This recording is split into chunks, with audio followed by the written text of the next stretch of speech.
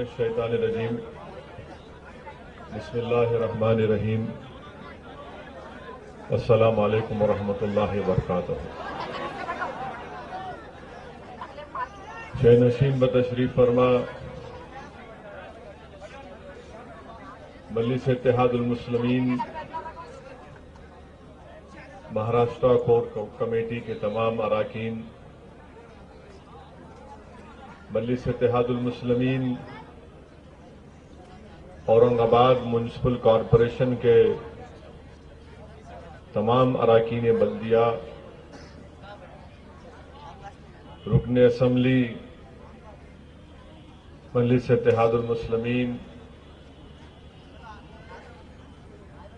وہ جناب ڈاکٹر غفار قادری صاحب، صدر معتمدین، اراکین، محبان، میرے بزرگوں، نوجوان ساتھیوں، عزیز دوستوں،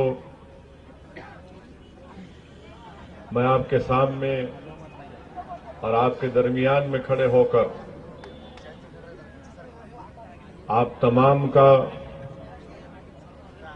اورنگ آباد کی تمام عوام کا تہ دل سے شکریہ ادا کرتا ہوں کہ آپ تمام کی محنت، جستجو اور دعاؤں کے نتیجے میں اللہ سبحانہ و تعالیٰ نے اورنگ آباد کے بلدیہ کے انتخابات میں مجلس اتحاد المسلمین کو ایک عظیم الشان کامیابی سے نوازا۔ میں شکر گزار ہوں خاص طور سے ان تمام حضرات کا جنہوں نے خاموشی کے ساتھ بغیر منظر عام پر آئے مجلس کی کامیابی کے لیے ایک بہت بڑا اہم رول ادا کیا۔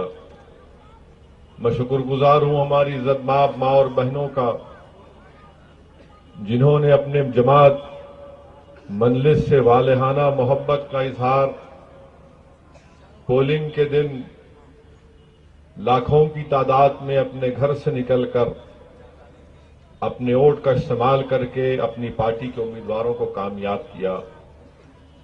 میں شکر گزار ہوں ان تمام جیالے اور غیور نوجوانوں کا جنہوں نے دن رات محنت کی اور ان کی محنت اور جستجو کے نتیجہ یہ نکلا کہ الحمدللہ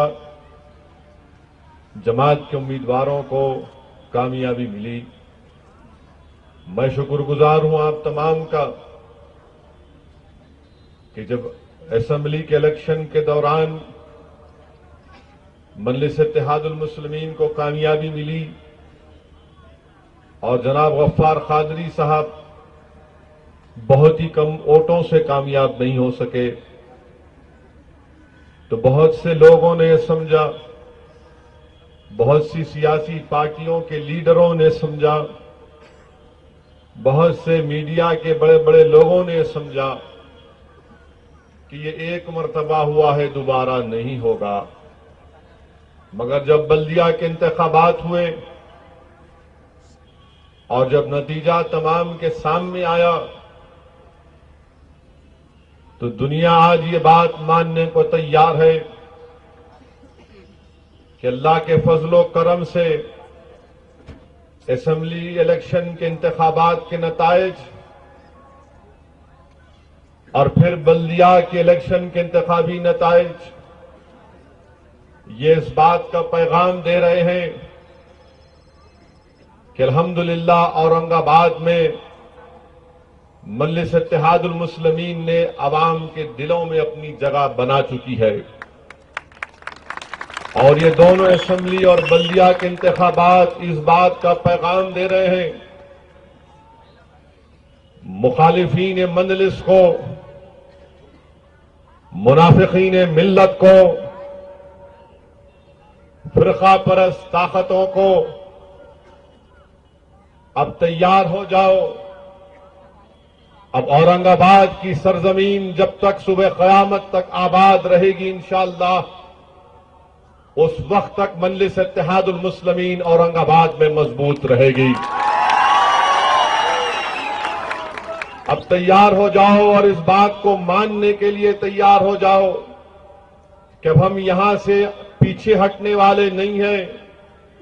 ہر گھر مجلس اتحاد المسلمین کا گھر بن چکا، ہر گھر مجلس کی آواز ہے، ہر نوجوان کی دل کی دھڑکن مجلس کی دل کی دھڑکن ہے، ہر بزرگ کی زبان پر دعا مجلس کی کامیابی کی ہے، ہر ماں کی آہوں آنسو آنکھوں سے آنسو نکلنے والے وہ آنسو اور ان کے ہاتھ جو بارگاہ رب العزت میں اٹھتے ہیں، جہاں پر وہ اپنے تمام دنیا و آخرت کی دعائیں کرتی ہیں، وہیں پر میری عزتدار اور ماں اور بہنیں دعائیں کرتی ہیں کہ اللہ اس جماعت کو اور مضبوط کر اورنگ آباد کی سرزمین پر۔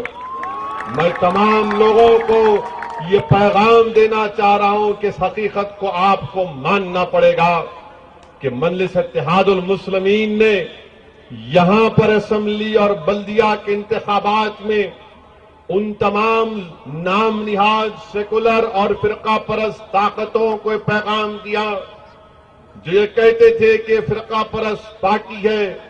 ہم نے ان کو بتا دیا کہ بلدیہ کے الیکشن میں اتنی بڑی تعداد میں ہمارے دلت بھائی جو جیت کر آئے، یہ جماعت فرقہ پرستی کو مانتی نہیں ہے، یہ جماعت فرقہ پرستی پر چلنے والی نہیں ہے، بلکہ یہ جماعت یہ چاہتی ہے کہ مہاراشٹر ہو یا ہندوستان ہو، پورے ملک میں اور پورے مہاراشٹر میں انشاءاللہ تعالیٰ آپ دیکھیں گے کہ دلت مسلم اتحاد کی ہم ایک انقلاب برپا کریں گے اور دنیا کو بتائیں گے کہ دو کمزور طبقات جب ایک جگہ پر جمع ہو جاتے ہیں، ایک پلیٹ فارم پر جب جمع ہو جائیں گے، یہی سیکولرزم کی کامیابی ہے، یہی پارلیمانی جمہوریت کی کامیابی ہے۔ اقتدار کی کرسیوں پر ظلم کرنے والے ظالموں نے بہت قبضہ کیا، مگر آج جو کوشش مجلس کر رہی ہے کہ دلت مسلمان اور کمزور طبقات کو لے کر جب ہم آگے بڑھ رہے ہیں تو ہمارا مقصد یہ ہے کہ اقتدار پر ظالموں کا قبضہ نہ ہو، اقتدار پر مظلوم کامیاب ہو، اور مہاراشٹر میں سب سے زیادہ مظلوم اگر کوئی ہے تو دلت اور مسلمان ہے۔ آج ان سے انصاف نہیں کیا جاتا، آج مجلس سے کوشش کر رہی ہے کہ دلت مسلم اتحاد کو کامیاب کیا جائے۔ میں مبارکباد دیتا ہوں اورنگ آباد کی اس غیور عوام کو جنہوں نے اس سیاسی پیغام کو سمجھا اور اس کو مضبوط کرنے کے لیے اپنی جماعت کو بھی کامیاب کیا۔ اور آج آپ دیکھتے ہیں کہ الحمدللہ امتیاز جلیل کی کامیابی کے بعد اور مجلس کے اراکین بلدیہ کی کامیابی کے بعد ایک ایک مجلس کے کارپوریٹر کی نمائندگی پر ان کے بلدی حلقے میں اگر میں غلط نہ کہوں تو کم سے کم 50 لاکھ کے ترقیاتی کام اب تک انجام پا چکے ہیں۔ امتیاز جلیل نے اپنے ایم ایل اے فنڈ سے اب تک 2.5-3 کروڑ سے زیادہ کے کام کروا چکے ہیں۔ جب یہ ترقیاتی کام، ڈیولپمنٹ کے کام، روڈ، موہری، ڈرینیج اور لائٹ کے کام ہو رہے ہیں تو وہ 100 سال پرانی بوڑھی جماعت کانگریس اب پریشان ہے کہ کیا ہو رہا ہے۔ یہ سمجھ رہے تھے کہ جیت جائیں گے، ہم پر کیا کہتے تھے، یہ جذباتی تقریر کرتے ہیں، اویسی اور مجلس کے پلیٹ فارم سے جذباتی تقریر ہوتی ہے، بھڑکاؤ بھاشن دیتے ہیں، لوگوں میں نفرت پیدا کرتے ہیں۔ ارے ظالموں سنو، ہم بھڑکاؤ بھاشن نہیں دیتے، ہاں تمہارے ظلم کی داستان کو اگر بیان کرنا، دلتوں پر ظلم کے خلاف آواز اٹھانا، مسلمانوں کو ان کا ہندوستان کی سیاست میں اگر جائز مقام دلانا، اگر بھڑکاؤ بھاشن ہے کانگریس پارٹی، بی جے پی اور یہ شیو سینا، تو یاد رکھو یہ بھڑکاؤ بھاشن سننا پڑے گا آپ تم کو، یہ بھڑکاؤ بھاشن ختم نہیں ہوگا۔ اگر میرے تقریر کے الفاظ تمہارے کانوں میں تیر کی طرح چبھتے ہیں، تمہارے سینوں میں اگر تکلیف ہوتی ہے تب اپنے سینوں کو اور اپنے کانوں کو تیار کر لو، کیونکہ اب ہم حق کو بیان کریں گے، کیونکہ برسوں سے تمہاری پارٹی کے جو نام نہاد دلت اور مسلم قائدین تھے، انہوں نے صرف چمچا گیری اور چاپلوسی کی باتیں کی۔ اب ہم چمچا گیری اور چاپلوسی کی باتوں کو نہ کرنے والے ہیں، نہ کسی کو کرنے دیں گے۔ ہم اپنے مقام کا، اپنے حق کا، اپنی عزت کا سودا نہیں کر سکتے۔ ہم آئے ہیں تو ان تمام مقاصد کو سامنے رکھ کر آئے ہیں، اور انشاءاللہ تعالی اس کو حاصل کر کے رہیں گے۔ میرے عزیز دوستو، وہیں پر میں آپ کو ایک اور بات کی مبارکباد دینا چاہتا ہوں، اور وہ کیا ہے کہ ایک اخبار نے کارٹون کے ذریعے اللہ کے رسول صلی اللہ علیہ وسلم کی شان میں گستاخی کی۔ میں مبارکباد اس لیے آپ کو دے رہا ہوں کہ احتجاج تو آپ نے بڑا کامیاب کیا، الحمدللہ۔ میری اللہ سے دعا ہے کہ جن لوگوں نے احتجاج میں حصہ لیا، اللہ آپ کی اس جستجو اور قربانی کو قبول کرے۔ جن نوجوانوں نے، جن بزرگوں نے، جن ذمہ داروں نے، جن بزرگوں نے، جن نوجوانوں نے احتجاج کیا، یہ ہمارا جمہوری حق ہے، مگر میں مبارکباد آپ کو اس لیے دینا چاہتا ہوں کہ یہ احتجاج ہمارا پرامن رہا، ایک پتھر کسی پر نہیں پڑا، الحمدللہ۔ یہی احتجاج کی ضرورت ہے میرے عزیز دوستو، کیونکہ ہو کیا رہا ہے کہ جب دلت مسلمان احتجاج کرنے کے لیے روڈ پر آتا ہے تو کہیں نہ کہیں کسی نہ کسی طریقے سے ایک سازش کے ذریعے اس کو تشدد میں تبدیل کر دیا جاتا ہے، اور ہم صرف جلسے کر کے خوش ہو جاتے ہیں۔ ہم کو احتجاج بھی کرنا ہے، مگر پرامن احتجاج کرنا سب سے اہم بات ہے۔ اسی لیے میں آپ کو مبارکباد دینا چاہتا ہوں کہ ہم نے احتجاج کیا جو ہمارا دستوری حق تھا، اور ہم نے اس کو پرامن رکھا، وہ ہماری سب سے بڑی کامیابی رہی۔ اور ہم امید کرتے ہیں کہ جہاں کہیں بھی انشاءاللہ احتجاج ہوگا، اور احتجاج کرنا بھی ہے ہم کو، اس کو پرامن رکھنا یہ بہت ضروری ہے۔ جس اخبار نے اس طرح کی حرکت کی، ہم بتانا چاہتے ہیں کہ ہندوستان کے جو مسلمان ہیں اور جتنے مکتب فکر کے علماء کرام ہیں، ان تمام نے آئیسس کے خلاف بیان دیا، آئیسس کے خلاف تقاریر کی، آئیسس کے خلاف مشترکہ بیان دیا۔ بعض علماء کرام نے تو فتویٰ بھی دیا ان کے خلاف کہ داعش اور آئیسس کا اسلام سے کوئی تعلق نہیں۔ ہم بتانا چاہ رہے ہیں ان اخبار کے میڈیا والوں کو کہ اسلام ایک دین کا نام ہے، اور اسلام امن کی بات کرتا ہے۔ داعش ایک دہشت گرد تنظیم ہے، آئیسس ظالموں کا نام ہے، جنہوں نے اب تک 1.5 لاکھ مسلمانوں کا قتل عام کیا ہے، جن کے پاس اگر اتنی دولت ہے، اتنا ہتھیار ہے، تو ایک بیان اسرائیل یا مسجد اقصی کی بازیابی کے لیے نہیں دیتے، اور صرف فتوے دیتے ہیں کہ کیسے کسی گردن کاٹ دیا جائے۔ دنیا کو سمجھنا ہے کہ ہمارا تعلق آئیسس سے نہیں ہے۔ میں آئیسس کے خلاف 2.5-3 سال سے کہتا آ رہا ہوں اپنی تقاریر میں، اور اگر داعش اور آئیسس پیدا ہوا، اس کی ذمہ داری امریکہ پر عائد ہوتی ہے، اس کی ذمہ داری ان تمام مغربی طاقتوں پر عائد ہوتی ہے کہ عراق میں تم گئے اور عراق میں جا کر تم نے 10 लाख लोगों को मारा, जिसमें 4 लाख मासूम बच्चे थे। तुमने इराक में स्टेबिलिटी को नहीं पैदा किया, इराक में वैक्यूम को रखा। उस वैक्यूम को ये दाइश वाले पुर कर रहे हैं, इसकी जिम्मेदारी तुम पर आयद होती है। तुम लिबिया में गए, गद्दाफी को मारकर भगा दिए, मरवा दिए, वहां पर वैक्यूम पैदा हुआ, वहां पर भी आईसिस पहुंच चुकी है।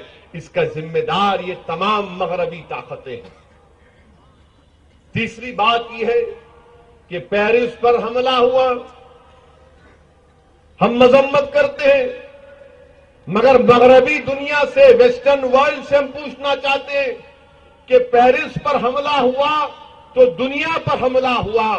बगदाद में बम ब्लास्ट हुआ, लेबनान में बम ब्लास्ट हुआ, तो ये दुनिया पर हमला नहीं है। जब मुंबई में पाकिस्तान के जालिम दहशतगर्द हमारे मुंबई शहर में घुसकर हिंदुस्तानियों का कत्लेआम कर रहे थे, तो यही मगरबी दुनिया के लोग कह रहे थे, सुनिए मेरी बात, यही मगरबी दुनिया के लोग हिंदुस्तान से कह रहे थे कि आप इसका रूट कॉज तलाश करो। आज असदुद्दीन ओवैसी फ्रांस की हुकूमत से कह रहा है, उन तमाम वेस्टर्न पावर से कह रहा है कि तुम भी इसका रूट कॉज तलाश करो, तुम भी इसका रूट कॉज तलाश करो। ये क्यों हमला हो रहा है? तुम पर हमला हुआ तो दुनिया पर हमला हुआ, मुंबई पर हमला हुआ तो नहीं, ये तो हिंदुस्तान पाकिस्तान का मामला है। क्यों? क्या तुम्हारी गोरी चमड़ी की जान की कीमत हमारी जान की कीमत से बढ़कर है कि तुम्हारे पास बम ब्लास्ट हो तो 12-12 दिन कैंडल लगाते, हमारे पास चंद घंटों में 300 लोग को मार दिए तो हमको बोलते रूट कॉज तलाश करो। मेरे अजीज दोस्तों, ये दुनिया, ये मगरबी दुनिया का ये बर्ताव, ये इनका ह्यूमैनिटी की तरफ, इंसानियत की तरफ इनकी सोच और फिक्र, हम हर दहशतगर्द हमले की मजम्मत करते हैं, चाहे वो लेबनान में हो, चाहे वो तुर्की में हो, चाहे वो रोज दहशतगर्दी इजराइल फलस्तीनियों पर कर रहा है, मस्जिद अक्सा जाने के लिए मासूम बच्चों का कत्लेआम कर रहा है। हम इजरायली टेररिज्म की मजम्मत करते हैं। हमारे मुल्क में जो दहशतगर्दी करना चाहता है, हम उसकी मजम्मत करते हैं। हम लश्कर तैयबा की जुल्म की मजम्मत करते हैं। अरे जो कोई भी दहशतगर्दी करता है हम उसकी मजम्मत करते हैं। मगर मगरबी दुनिया को समझना पड़ेगा कि तुम पर हमला हो तो दुनिया पर हमला, और हम पर हमला हो तो रूट कॉज तलाश करो। ये मगरबी दुनिया को बदलना पड़ेगा। और जिम्मेदारी के साथ कह रहा हूं कि आईसिस को बमबारी से खत्म आप नहीं कर सकते, दाइश को आप बमबारी से खत्म नहीं कर सकते। हो सकता है कि उनकी जो हथियार उनके पास जो है, जो मिलिट्री कैपेबिलिटी उनके पास है वो खत्म हो जाएगी, मगर वो सोच को खत्म कैसा करेंगे ये आलम इस्लाम को सोचना पड़ेगा। वो सोच को कैसा खत्म करेंगे दुनिया को सोचना पड़ेगा, क्योंकि अगर ये सोच बढ़ती जाएगी तो दुनिया में नफरत बढ़ेगी, दुनिया में कत्ल-ए-आम बढ़ता जाएगा। ये तमाम चीजें इन अखबार वालों को भी सोचना पड़ेगा। आप यकीनन आपके अखबार के मालिक जरूर हैं, मगर क्या आप अपने अखबार में अपनी मां और अपनी बाप के बारे में गाली लिख सकते?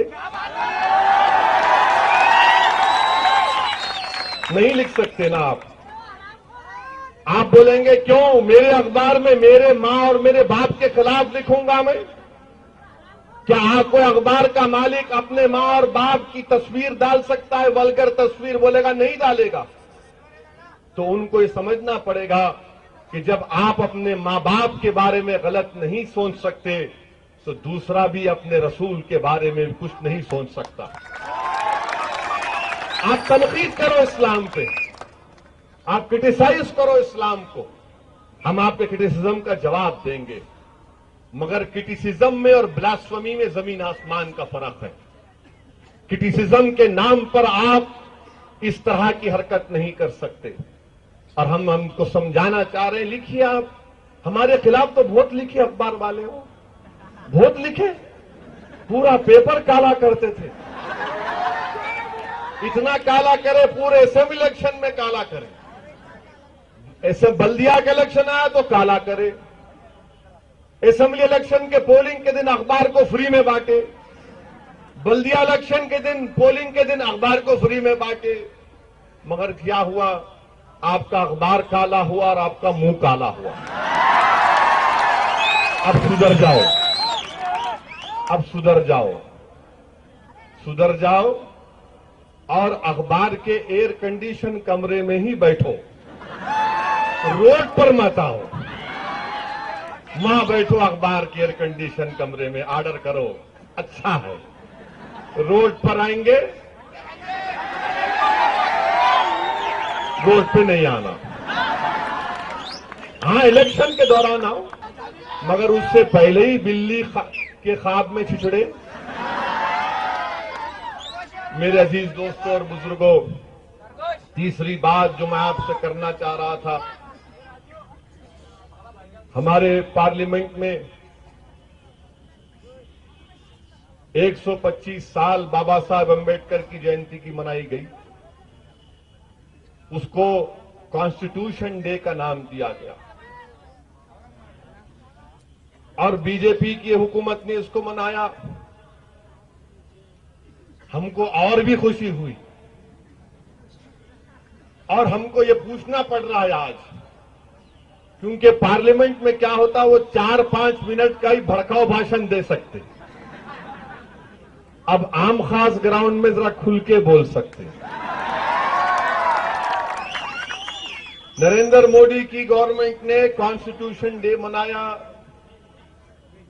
बाबा साहिब अम्बेडकर को बोला कि ये कॉन्स्टिट्यूशन बनाए, बहुत अच्छी बात है, सही बात है। मगर मेरा मानना है अजीज दोस्तों, जब हिंदुस्तान को आजादी मिली और आजादी मिलने के बाद जब दस्तूर बनाने के लिए कमेटी बनाई गई और यहां पर एक बड़ी तादाद में नौजवान हैं, नौजवानों में आपको बताना चाह रहा हूं कि बाबा साहिब अम्बेडकर के साथ सादुल्ला साहब और नवाजुद्दीन साहब भी साथ थे। हमारे नौजवानों को फिल्म स्टार की जिंदगियों की कहानियां मालूम। हमारे नौजवानों को फिल्म स्टार कौन से रंग की टी शर्ट पहना था मालूम। हमारे नौजवानों को फिल्म स्टार के नापाक नगमे उनको मालूम। मगर नौजवानों, क्या तुमको मालूम कि बाबा साहब अम्बेडकर के साथ सादुल्ला और नवाजुद्दीन भी उस कमेटी के मेंबर थे? याद रखो इन दोनों नामों को, क्योंकि कल के दिन जब आरएसएस और बीजेपी संघ परिवार के लोग बोलेंगे ये मुल्क हमारा है, तेरा नहीं है, तो बोलना ये कॉन्स्टिट्यूशन बनाते वक्त तुम्हारे अब्बा नहीं थे, हमारे अब्बा थे।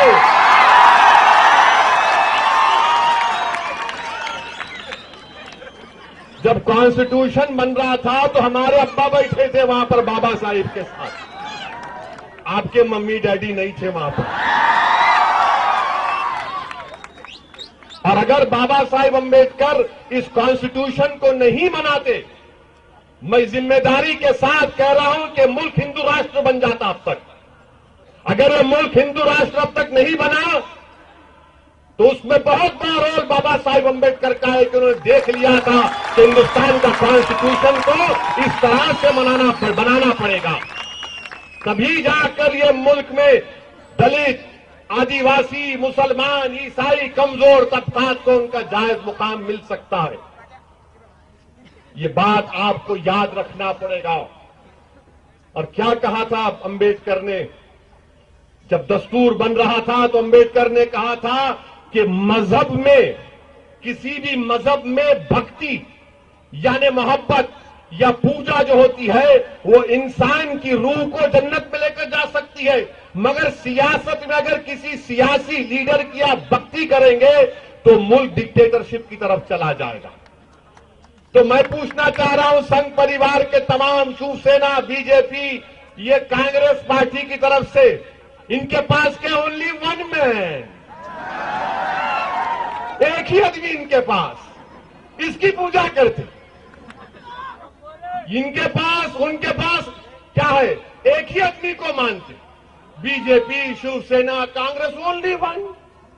अंबेडकर ने क्या कहा, नहीं, सियासत में भक्ति डिक्टेटरशिप की तरफ जाएगी, माशरा खत्म होकर रह जाएगा। अरे जब अंबेडकर को इतना मान रहे तो अपने लोगों से कहो कि हमको मत मानो, कॉन्स्टिट्यूशन की पूजा करो या खुदा को मानो, जिस किसी खुदा को तुम मानते। दूसरी बात अंबेडकर ने क्या कही थी, अंबेडकर ने कॉन्स्टिट्यूशन बनाते वक्त बाबा साहिब अंबेडकर ने कहा था कि मुसलमान इस मुल्क में है तो मुसलमान का तहफ्फुज करना, उसको उसका हक दिलाना, ये अक्सरियती तबके की जिम्मेदारी है। ये बाबा साहिब अंबेडकर ने कहा था। बाबा साहिब अंबेडकर ने कहा था कि आज मुसलमान तुम पर भरोसा कर रहा है, तुम इनका जायज मुकाम देना, इनसे नाइंसाफी नहीं करना। आज अंबेडकर का नाम लेकर जिंदगी गुजारने वालों, अंबेडकर का नाम लेकर अपने पुराने पापों को धोने वालों, अंबेडकर का नाम लेकर गुजरात के खत्म गारतगिरी को भुलाने वालों, अंबेडकर का नाम लेकर बंबई के फसादात को भुलाने वालों, अंबेडकर का नाम लेकर बाबरी मस्जिद की शहादत को भुलाने वालों, बताओ तुमने मुसलमानों से इंसाफ किया है नहीं क्या, हमको बताओ। अंबेडकर का नाम लेते हैं, बाबा साहिब का नाम लेते हैं। अरे ये लोग अंबेडकर का नाम जब लेते हैं तो पार्लियामेंट में मेरी तकरीर के बाद 3-4 कांग्रेस और बीजेपी के लोग आके बोले, अच्छी तकरीर करे तुम हमेशा की तरह। मैं बोला बैठो, चाय पीते कॉफी पीते। बोले नहीं नहीं तुम अच्छा बोलते भाई, मगर बोलते बोलते कुछ हो जाता तुम्हारा। बोला बैठो जरा। मिला एक बात मेरे को बताओ, तुम दोनों से पूछ रहा हूं मैं, अंबेडकर तुम्हारा हीरो है? बोले अरे बाबा साहिब हमारा हीरो है। मिला अच्छा है। किसी ने कहा हमने ऐसा किया, मैंने कहा ठीक है। मिला एक मेरे को बात बताओ, एक कांग्रेस के एमपी बैठे थे, मिला आपने 2 इलेक्शन अंबेडकर को हराया, जब आपको शर्म नहीं आई? 2 इलेक्शन अंबेडकर को हराए। आजाद हिंदुस्तान का पहला पार्लियामेंट का इलेक्शन जब हुआ, आज अंबेडकर का नाम लेकर अपनी सियासी रोटी सेकने वाले, दलितों का नाम लेकर झूठा दिलासा दिलाने वाले दलितों को, जब बाबा साहेब अंबेडकर पहला पार्लियामेंट का इलेक्शन लड़े तो अंबेडकर को हराया, 4थे नंबर पर चले गए थे बाबा साहिब। उसके 1.5 साल के बाद बाई इलेक्शन हुआ तो 3रे नंबर पर बाबा साहेब अंबेडकर आए। अरे तुम मरने के बाद तुम इंसान की इज्जत करते, जिंदा रहते हुए तुम अगर अंबेडकर को कामयाब करके पार्लियामेंट को भिजाते तो हम कहते कि हां तुम सेक्युलर हो। अरे तुम ना उस वक्त सेक्युलर हो, आज तुम सेक्युलर हो। तुम यही चाहते कि हिंदुस्तान में कभी भी मुसलमान और दलित एक प्लेटफॉर्म पर जमा ना हो जाए। बीजेपी कांग्रेस यही चाहती है कि कभी भी मुसलमान दलितों की एक सियासी आवाज बनकर उभरे। बीजेपी कांग्रेस ये कभी नहीं चाहती कि मुसलमान दलितों का कोई लीडर खड़ा होकर इनकी आंखों में आंखें डालकर कहे कि मुझे मेरा हक चाहिए, मुझे इंसाफ करना पड़ेगा। आज आप देखिए कि बाबा साहिब को 2-2 इलेक्शन हराए पार्लियामेंट का, और आज बीजेपी के लोग बोलते uniform civil code, uniform civil code, uniform civil code. क्या कोई स्कूल का यूनिफॉर्म है पहनने का? Uniform civil code. बाबा साहिब ने क्या कहा था कि यूनिफॉर्म सिविल कोड के बारे में कॉन्स्टिट्यूएंट असेंबली में दस्तूर जब बन रहा था, अंबेडकर ने कहा कि ये इस तरह से यूनिफॉर्म सिविल कोड नहीं ला सकते, इस तरह पर मुसलमानों पर मुसल्लत नहीं किया जा सकता। अगर ऐसा करेंगे तो रेबिलियन होगा, मुसलमान खड़ा हो जाएगा। बताओ क्या मैं झूठ कह रहा हूं? बताओ क्या मेरे अल्फाज सच है या झूठ है? मेरे अजीज दोस्तों, नौजवानों, याद रखो मेरे इस अल्फाज को। कल के दिन कहीं किसी चौराहे पर या कहीं किसी जगह पर बहस होगी यूनिफॉर्म सिविल कोड की, कहा तो कहना बाबा साहिब क्या कहे थे मालूम तुमको, उनका नाम लेकर बता देना। और फिर कॉन्स्टिट्यूशन को बीजेपी कह रही है ओ बाबा साहिब ने ऐसा किया।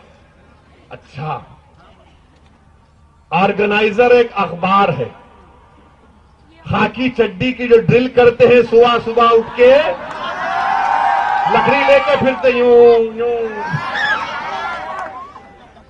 ان کے اخبار میں کیا لکھا تھا 1949 1950 میں آرگنائزر اخبار نے لکھا تھا, گولوالکر کا بیان لکھا تھا کہ ہم انڈیا کے کانسٹیٹیوشن کو نہیں مانتے, ہم منوسمرتی کو مانتے. کیا یہ گولوالکر نے کہا تھا؟ نہیں کہا تھا. میں خاکی چڈی پہننے والوں سے چیلنج کر کے پوچھ رہا ہوں, بتاؤ کیا تمہارا گرو تمہارا گولوالکر یہ بات کہا تھا؟ نہیں کہا تھا کہ ہم کانسٹیٹیوشن کو نہیں مانتے, ہم منوسمرتی کو مانیں گے.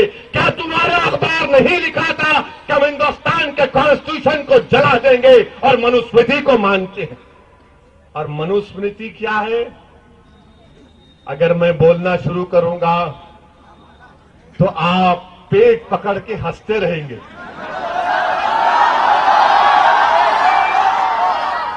اتنا ہنسیں گے کہ پیٹ میں درد ہوگا آپ کے. نہیں بولوں گا, بعد میں بولیں گے, بعد میں بولیں گے, بعد میں چھوڑیے. جب اکبر کو لے کے آئیں گے ان کے ساتھ بولیں گے. آپ کو معلوم میرے عزیز دوستوں بزرگوں, 1926 میں اگر میں غلط نہ کہوں 1926 مہاد میں بابا صاحب امبیڈکر نے سر عام منوسمرتی کو جلایا تھا. سر عام جلایا تھا منوسمرتی کو بابا صاحب نے. بولا ہے جھنڈا نہیں مانتا اس کو میں.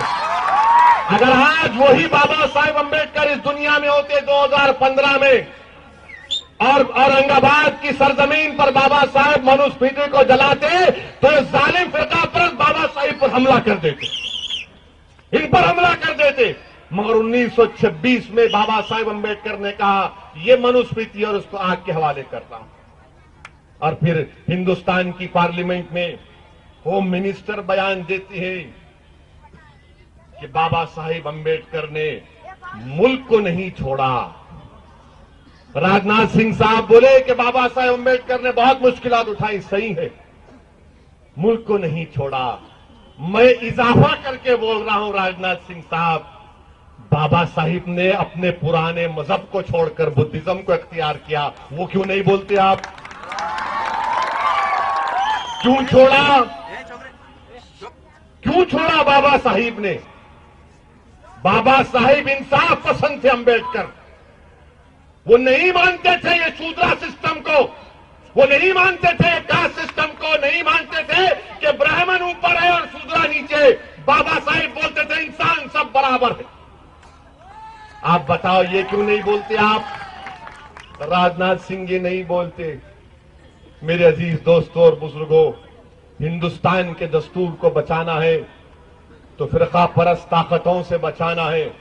ہندوستان کے دستور کو بچانا ہے تو موقع پرست کی جو سیاست جو کانگریس اور یہ تمام نام نہاد سیکولر پارٹیاں کرتی آ رہی ہیں ان سے بچانا ہے. ہندوستان کا دستور ایک بہترین ڈاکیومنٹ ہمارے سامنے ہے جو ہم کو انصاف دیتا ہے. اس کو بچانا ہے میرے عزیز دوستوں. کیا آپ اور ہم مل کر اس کو بچائیں گے؟ نہیں بچائیں گے؟ میرے عزیز دوستوں, آج وعدہ کریے کہ ہندوستان کے دستور کو ہم بچائیں گے ظالموں سے, فرقہ پرست طاقتوں سے اور یہ تمام نام نہاد سیکولر پارٹیوں سے. امبیڈکر کو, سعد اللہ صاحب کو, سعد الدین کو, نواز الدین کو خراج عقیدت پیش کرنا ہے تو نوجوانوں ہندوستان کے کانسٹیٹیوشن کو بچاؤ آج. اور راجناتھ سنگھ اور بی جے پی کے لوگ ہندوستان کے پریامبل سے لفظ سیکولرزم کو نکالنے کی بات کر رہے ہیں. میرے عزیز دوستوں اور بزرگوں, آج ہم یہ بھی دیکھ رہے ہیں کہ ہمارے ملک کے جو حالات ہیں کیسے کیسے حالات بنتے جا رہے ہیں. کیا کیا نہیں ہو رہا ہے ہمارے ملک میں. دادری کا واقعہ ہوا, دادری جانے کا مجھے موقع ملا. دادری میں اخلاق نامی ایک شخص کو صرف اس شک کی بنیاد پر مار دیا گیا کہ اس کے گھر میں گائے کا گوشت تھا. آپ بتائیے میرے عزیز دوستوں بزرگوں, اخلاق کا بیٹا دانش ہندوستان کی ایئر فورس میں کام کرتا ہے، ہماری فضاؤں کی حفاظت کرتا ہے، اس بچے پر کیا گزرتی ہوگی جو اس ملک کی فضاؤں کی حفاظت کر رہا ہے اور اس کے باپ کو اس شک کی بنیاد پر مار دیا گیا کہ اس کے گھر میں گائے کا گوشت ہے۔ ہم پوچھنا چاہتے ہیں جن لوگوں نے حرکت کی، بتاؤ کیا تم یہ بتانا چاہ رہے ہو کہ انسان کی جان کی قیمت نہیں ہے اور گائے کی قیمت ہے؟ کیا ہمارے ملک میں انسان کی جان کی قیمت ہے یا گائے کی قیمت ہے؟ ہمارے ملک کا کانسٹیٹیوشن رائٹ ٹو لائف انسانوں کو دیتا ہے، انسان کی زندگی ہر ہندوستانی کا فنڈامنٹل رائٹ ہے، گائے کو رائٹ ٹو لائف نہیں ہے، انسان کو رائٹ ٹو لائف ہے، انسان کی جان کی قیمت ہے۔ ارے تم لوگ آج گائے کو رائٹ ٹو لائف دے رہے اور انسان سے رائٹ ٹو لائف کھینچ رہے ہو، یہ کون سا میرا سب کا ساتھ سب کا وکاس ہے متروں؟ یہ کون سا سب کا ساتھ سب کا وکاس ہے؟ کہاں کا سب کا ساتھ سب کا وکاس؟ اور جب دادری کا واقعہ ہوا تو اس علاقے کے ایم پی ہندوستان کے کلچرل منسٹر مسٹر شرما ہے۔ واٹ اے شرما ہی انکلچرڈ منسٹر ہے، ہندوستان کا کلچر منسٹر۔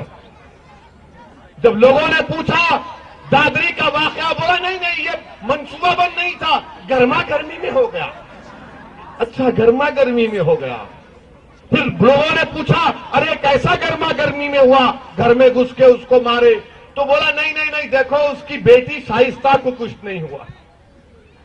آپ بتائیے، میں گیا تھا دادری، جا کر اخلاق کی ماں سے ملا، اخلاق کی بیوہ سے ملا، اخلاق کی بیٹی سے ملاقات کی، اس گھر میں گیا، اس گھر کے فرسٹ فلور پر پلنگ کے نیچے جو اینٹیں رکھی گئی تھیں وہاں پر خون دیکھا کہ اخلاق کو اینٹوں کو نکال کر اوپر سے نیچے مارتے لا رہے تھے۔ تو بیٹا اپنی باپ کی جان کو بچانے کے لیے پہنچا تو اس کو اتنا مارا اس کے سر پر کے بے ہوش ہو کر گر گیا۔ بیوی بھاگی کہ شوہر کو بچائے تو بیوی کو مارا، بیٹی بھاگی تو بیٹی کو مارا، ضعیف 75 سال کی ماں بھاگی تو عورت کو مارا۔ اور سب کا ساتھ سب کا وکاس کی بات کرنے والوں، بتاؤ یہ کون سا انصاف ہے؟ مجھ سے کسی نے کہا اویسی صاحب آپ کیا شائستہ سے کچھ بات کریے، اور جب میں نے مہیش شرما کے اس بیان کو دیکھا کہ مہیش شرما نے ہماری بچی کے تعلق سے کہا کہ اس پر کچھ نہیں ہوا، تو میں نے اپنی آنکھوں سے دیکھا کہ ان ظالموں نے ہماری بہن ہماری بیٹی کو کے جسم پر ان کے ناخنوں کے نشان نظر آ رہے تھے، اور آپ کہتے ہیں کہ اس کو نشانہ نہیں بنایا گیا۔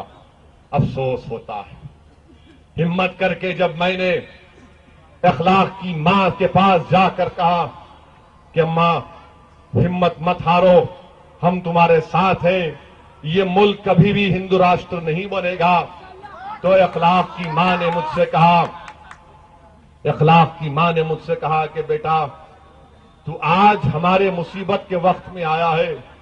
اس ضعیف ماں نے روتے ہوئے کہا کہ بیٹا اللہ تیری مدد کرے گا، تو آج ہماری مدد کر رہا ہے۔ تو اورنگ آباد کے میرے غیور نوجوانوں، اورنگ آباد کے میرے دلت بھائیوں، یاد رکھو ظلم اگر دلت یا کسی مسلمان یا کسی انسان پر ہوتا ہے تو ہم ظلم نہیں سہیں گے، ہم ظلم کو دیکھ کر خاموش نہیں ہو جائیں گے کہ ظلم دلت پر ہو رہا ہے یا کسی ہندو پر ہو رہا ہے۔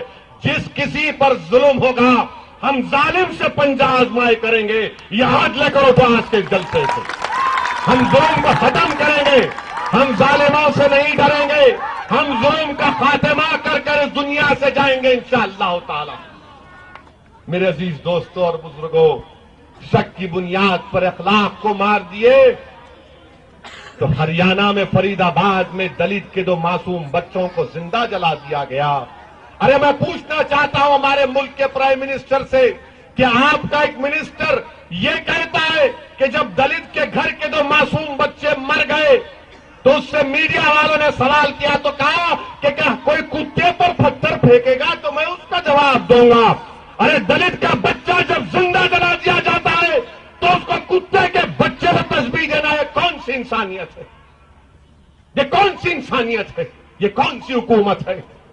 मेरे अजीज दोस्तों और बुजुर्गों, आपको याद होगा कि हमारे वजीर आजम ने भी इलेक्शन के दौरान कहा था कि अगर कोई कुत्ते का बच्चा मेरे गाड़ी के नीचे आ जाए तो तकलीफ होती। वही बात वीके सिंह ने दोहरा दी और कहते हैं कि नहीं, मैं ऐसा नहीं बोला। मेरे अजीज दोस्तों और बुजुर्गों, ये बातें मैं आपके सामने इसलिए रख रहा हूं कि मुल्क में टॉलरेंस और इनटॉलरेंस के ऊपर बहस हो रही, और फिर क्या हो रहा है? कांग्रेस बोलती इन्हों फिरका परस्त, इनको फिरका परस्त। मैं पार्लियामेंट में बैठकर दोनों की तकरीर सुन रहा था, बीजेपी की और कांग्रेस की। अचानक मेरा दिल में ख्याल आया, मैं कहीं गलत जगह तो नहीं पहुंच गया। वो अपनी कहावत याद आ गई, बेगानी शादी में अब्दुल्ला दीवाने। इन दोनों एक दूसरे को बोल रहे। मैं बोला ओहो, 3-4 हजार साल से जुल्म करते आ रहे दलितों पे, 70 साल से हम पे जुल्म कर रहे, अब दोनों एक दूसरे को बोल रहे हैं। मैं बोला अच्छा, ये दोनों तोते एक दूसरे को बोल रहे हैं। मैं बोला बोलेंगे अब। खड़े होकर मैंने हिंदुस्तान की पार्लियामेंट में कहा कि अगर बीजेपी की मुखालिफत करते, शिवसेना की मुखालिफत करते, तो बीजेपी शिवसेना वाले बोलते ओवैसी जिन्ना है। कांग्रेस की मुखालिफत करते तो नहीं बोलते नहीं फिरका परस्त है। क्या तुम्हारी बाप की जागीर है जो मेरे को?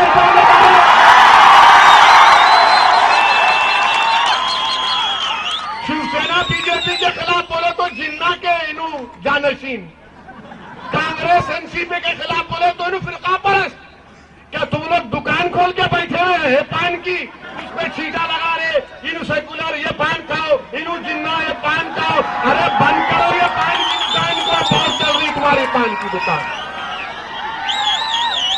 जिराक्स मशीन बैठे हुए सर्टिफिकेट दे रहे इनू सर्टिफिकेट दिए तो मैं खबर में जाके दिखाऊंगा, मेरे को अल्लाह देखो सर्टिफिकेट दिए थे इनू। तुम्हारे सर्टिफिकेट की जरूरत नहीं है।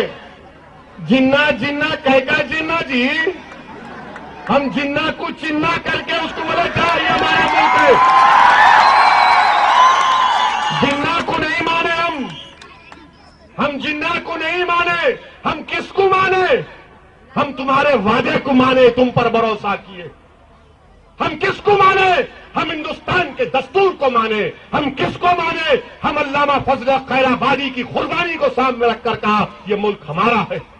हमने रेशमी रुमाल तहरीक में जो जान की कुर्बानी दी, उनको सामने रखकर कहा मुल्क हमारा है। सन 57 की जंग आजादी में जिन उलमाए कराम ने अपनी जान की कुर्बानी दी, हमने कहा यह मुल्क हमारा है। और आप आकर मेरे को बोल रहे जिन्ना, कम्युनलिज्म, सेकुलरिज्म। मेरे भाई, अब हमारे मुंह में जबान है।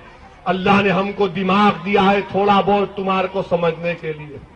और आपको जानकर हैरत होगी कि जब हरियाणा में गाय की काटने के ऊपर कानून बनाया गया, बीफ के ऊपर, गाय पर ने बीफ के ऊपर, आपको जानकर हैरत होगी,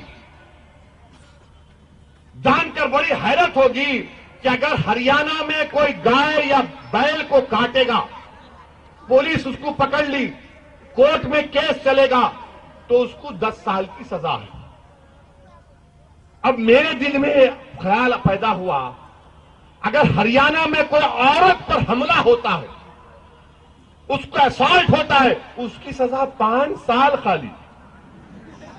या माता को काट दिए, बैल को काट दिए तो 10 साल।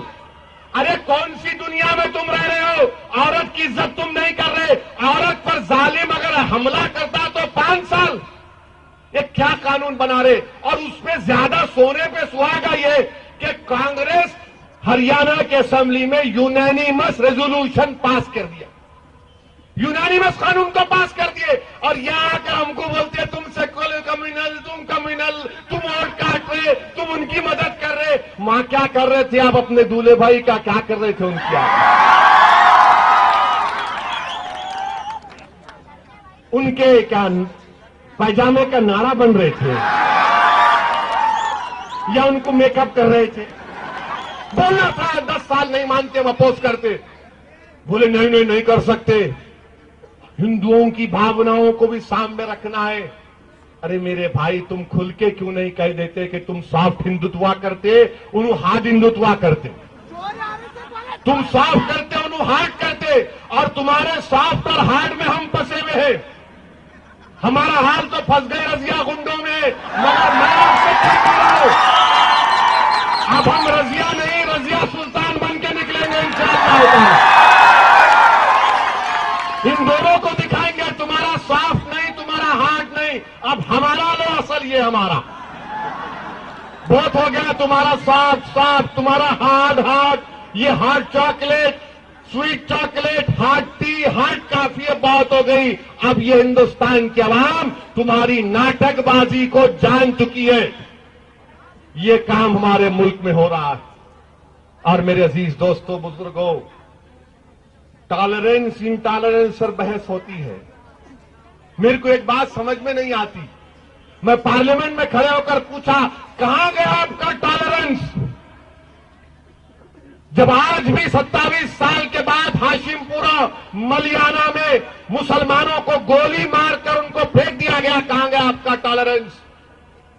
تو کوئی جواب نہیں دے۔ ہمارے پرائم منسٹر متروں لندن گئے، ویمبلی اسٹیڈیم کو گئے، ویمبلی اسٹیڈیم میں جا کر مسٹر پرائم منسٹر نے کہا میرے بھارت میں عمران رہتا ہے۔ میں ٹی وی پر دیکھا، میں بولا او ہو، میرے بھارت میں عمران رہتا ہے۔ عمران نام کا ایک شخص ہے جو راجستھان میں رہتے ہیں، سنسکرت کے اسکول میں میتھمیٹکس پڑھاتے ہیں، ہم یقیناً ان کو سلام کرتے ہیں۔ انہوں نے پڑھاتے پڑھاتے 50 ایپس تیار کیے، بڑا بہترین کارنامہ کیا، ہم عمران کو سلام کرتے۔ دوسرے دن اخبار والے آ کے پوچھے پرائم منسٹر نے ایسا کہا، اویسی صاحب ملا لو، تو ہمارے پریس کے بولنے لگے ایک منٹ ٹھہرو، کیا بول رہے آپ؟ کچھ تو ہی بول دیں گے، لائیو کرنا میں بولوں گا۔ نہیں پہلے بولو کیا بولیں گے آپ؟ میں یہ بولوں گا مسٹر پرائم منسٹر نے کہا کہ میرے بھارت میں عمران رہتا ہے، تو ایسی کہے گا کہ ہندوستان میں اخلاق بھی رہتا تھا وزیر اعظم، ان کو اخلاق کی فکر نہیں ہے۔ ان مائی انڈیا پرائم منسٹر نے کہا ان مائی انڈیا۔ پرائم منسٹر کی انگلش میرے بھائی ماشاءاللہ ماشاءاللہ، ایسی انگلش بولتے ہیں کہ غفار قادری ہم بھی نہیں بول سکتے۔ کیا بولتے ہنس رہے؟ تم ہنسو میرے پہ کیس بک ہوں گا۔ پرائم منسٹر نے کہا ان مائی انڈیا عمران لیو، تو اویسی نے کہا ان مائی انڈیا اخلاق ڈائز۔ بتاؤ مسٹر پرائم منسٹر آپ کیا بولیں گے اب آپ؟ پرائم منسٹر نے یہ بھی کہا، اپنی من کی بات میں کہا، ریڈیو پہ بولتے بھائیوں بہنوں۔ پرائم منسٹر نے کہا کانپور میں ایک مسلم خاتون رہتی ہے، نور جہاں اس کا نام ہے، سولار لینٹین دیتی ہے۔ میں بولا اوہ، نور جہاں سولار لینٹین صحیح ہے، بات جھوٹ نہیں ہے، صحیح ہے، مگر ملک میں پرائم منسٹر زکیہ جعفری بھی رہتی ہے۔ پرائم منسٹر ملک میں عشرت جہاں کی ماں بھی رہتی ہے۔ پرائم منسٹر ملک میں اخلاق کی بیوہ بھی رہتی ہے۔ پرائم منسٹر ملک میں اخلاق کی بیٹی وہ بھی رہتی ہے۔ مسٹر پرائم منسٹر کبھی من کی بات میں ان کا بھی آپ ذکر کر لیتے تو ہم یقین کرتے کہ آپ کے من میں ہماری بھی کوئی بات ہے، مگر آپ کی من کی بات میں یہی کہانیاں ہیں۔ آپ کے من کی بات میں جب تک اخلاق نہیں آئے گا آپ کے من میں، آپ کے من میں جب تک دلت بچوں کی جلانے کی بات نہیں آئے گی مسٹر پرائم منسٹر، یہ کیسا سب کا ساتھ سب کا وکاس ہوگا، کیسا انڈیا فرسٹ کا نعرہ پورا ہوگا۔ اور مجھے افسوس اس بات کا ہے میرے عزیز دوستوں بزرگوں، کیا بھائی ٹائم ہے؟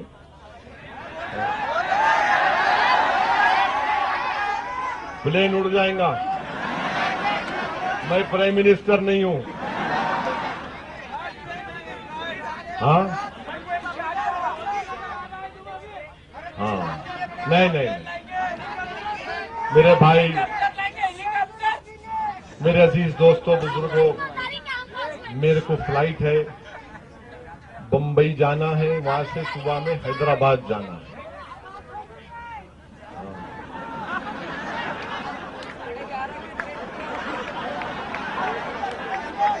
یہ تمہاری غلطی نہیں ہے، نان خلئی کی غلطی ہے۔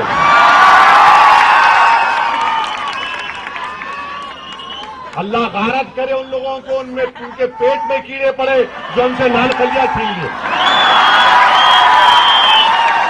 آمین تو بولو، آمین بولو۔ دیکھیے حکومت کرنے والوں، نان خلیاں نہیں مل رہا تو کتنا پریشان ہے۔ ہمارا کھانا چھین لیے، منہ کا نوالا چھین لیے، نان خلیاں ہم کھاتے تھے، نان خلیاں چھین لیے۔ میرے عزیز دوستوں بزرگوں، ٹائم ہے بول رہے تو اور ایک تھوڑی دیر بول لیتا ہوں۔ اہم مدعا جو آپ کے سامنے ہے وہ یہ ہے میرے بزرگ دوستوں عزیزوں، جب ملک میں ٹالرنس انٹالرنس کی بات ہو رہی تو 6 دسمبر کو بابری مسجد کو شہید کیا گیا تھا، اور بابری مسجد شہید ہو کر 23 کوئی نہیں، یار ادھر دیکھو ہیرو یہاں پہ ہے، 23 سال ہو چکے ہیں، 23 سال میں اب تک کسی کو سزا نہیں ہوئی۔ بمبئی کے بم بلاسٹ میں جو لوگ تھے ان کو پھانسی دے دیے، ان کو سزا دے دیے، مگر 23 سال میں اب تک اڈوانی پہ سزا نہیں ہوئی، مرلی منوہر جوشی پہ نہیں ہوئی۔ اڈوانی کو پدما وبھوشن دے دیے، اما بھارتی کو گنگا کی صفائی کی منسٹری دے دیے۔ ارے واہ ارے واہ! 6 دسمبر کو صبح کے 11:30 پر حملہ شروع ہوا بابری مسجد پر، اور 2:30 بجے تک تینوں بابری مسجد کے گنبد گرائے گئے۔ اما بھارتی اڈوانی کے گود میں کود رہے تھے، مرلی منوہر جوشی کے گود میں کود رہے تھے، لپیٹ رہے تھے، مٹھائی کھلا رہے تھے، آج ان کو گنگا کی صفائی کی منسٹری دے دیے۔ واہ بھائی واہ! سب کا ساتھ سب کا وکاس، کیا بات ہے! اب تک سزا نہیں ہوئی۔ اور بابری مسجد کو کیوں دسمبر میں شہید کیے؟ 6 دسمبر کو ہم امبیڈکر کو یاد کرتے ہیں، زخم دینے کے لیے دسمبر میں 6 دسمبر کو بابری مسجد کو شہید کیا گیا۔ اور دسمبر میں ہندوستان کا ایک بہت مشہور انٹیلیجنس بیورو کے ایک چیف تھے، ہمارے پولیس والے ہیں یہاں پر، ان کو بھی بول رہا ہوں پڑھو کتاب وہ،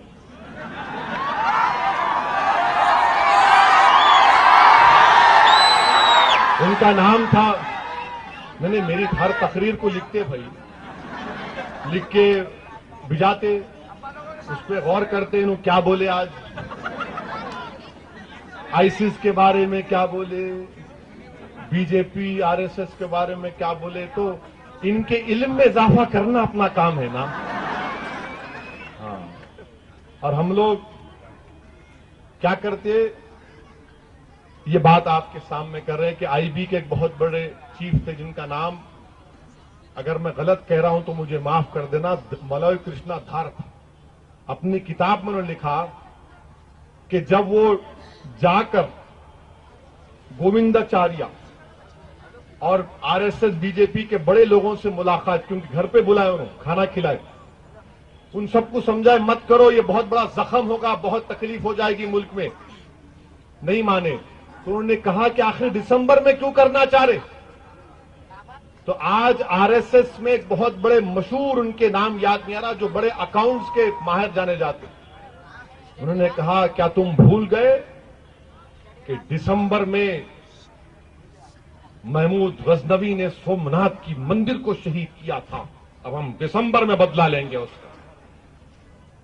1026 میں سومناتھ کی مندر پہ حملہ ہوا تھا تو 1992 میں انہوں بدلہ نکال رہے اس کا. یہ ذہنیت ہے یہ سنگھ پریوار کے لوگوں کی. بتاؤ میرے عزیز دوستو بزرگوں, ہندوستان میں اگر بابری مسجد کو کسی نے شہید کیا تو تم نے مسجد کو بھی شہید کیا. تم نے ہندوستان کے سیکولرزم کو, اس کی بنیادوں کو تم نے کمزور کیا. تم نے مسجد کو شہید کیا. مگر یاد رکھو, جس طرح دن کے اجالے میں مہاتما گاندھی کو ایک ظالم کتا جس کا نام ناتورام گوڈسے, جس نے گاندھی کو گولی ماری, دن کے اجالے میں تم نے دن کے اجالے میں بابری مسجد کو مندر میں تبدیل کر دیا. وہ گوڈسے کی نسل کے لوگ تھے پورے یہ. کیونکہ اگر بابری مسجد میں 22 اور 23 دسمبر کی رات 1949 میں اگر رات کے اندھیرے میں چوروں کی طرح کود کر کسی نے وہاں پر رام کی مورتی رکھی تو وہی یہ ہندو مہاسبھا کے لوگ تھے. میرے عزیز دوستو, جانتا ہوں اکھلیش داس نام ہے, تیواری نہیں ہے. میرے عزیز دوستو بزرگوں, آج بابری مسجد آپ تمام سے ایک بات کہہ رہی ہے, بلکہ بالخصوص ان نوجوانوں کو پیغام دے رہی ہے. اگر اللہ ہم کو بابری مسجد کے وہ اینٹ کی پکار اور تکلیف سننے کے اللہ اگر ہم کو طاقت دے گا تو زمین تم سے پکار پکار کر کہہ رہی ہے, اورنگ آباد کے غیور نوجوانوں, ہندوستان کے غیور نوجوانوں, تم سے پکار پکار کر کہہ رہی ہے کہ بابری مسجد تو انشاءاللہ تعالی ضرور بنے گی. رہنا کچھ فرق پڑنے والا نہیں ہے موہن بھگوان, تمہاری زندگی میں انشاءاللہ تعالی نہیں بنے گی. تم جو خواب دیکھ رہے ہو مندر بنانے کا, وہ انشاءاللہ تعالی ہندوستان کی عدلیہ اس کو پورا نہیں کرے گی. ہمارا مسئلہ سپریم کورٹ میں ہے اور بابری مسجد تم سے پکار کر کہہ رہی ہے کہ تمہارے اورنگ آباد میں جتنی مسجدیں ہیں تم اس کو آباد کرو, تم آباد کرو اس کو, تم روز جاؤ نمازوں کو جاؤ آباد کرو.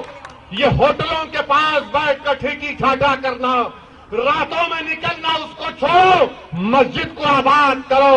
بابری مسجد تم تمام سے پکار کر کہہ رہی ہے کہ طاقتور بنو. کیسے بنو؟ تعلیم حاصل کرو, علم حاصل کرو. آج دنیا کو, تمہاری قوم کو, ہندوستان کو ڈاکٹروں کی ضرورت ہے, سائنٹسٹ کی ضرورت ہے, انجینئر کی ضرورت ہے, ٹیچروں کی ضرورت ہے. ہندوستان کو ضرورت ہے تمہاری. آج تم اس کو آگے لے کر بڑھو. آج بابری مسجد تم سے پکار پکار کر کہہ رہی ہے کہ جہیز کی لعنت کا خاتمہ کرو, جہیز کی لعنت کا خاتمہ کرو, شادی کو سادگی سے کرو.